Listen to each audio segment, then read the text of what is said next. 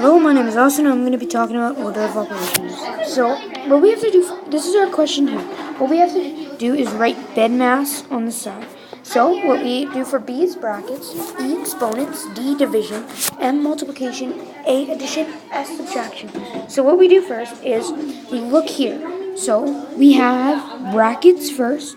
Do we have brackets? Yes, we do, right here. So, what we have to do is 3 times 7.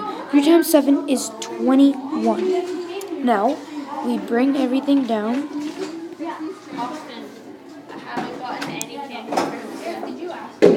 So now, we look and we don't have brackets, we don't have exponents, we don't have division, we don't have multiplication, but we have addition.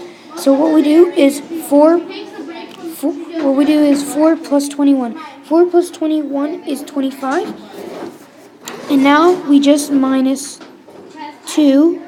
And our answer would be 23. Hope you enjoyed my math video. Bye.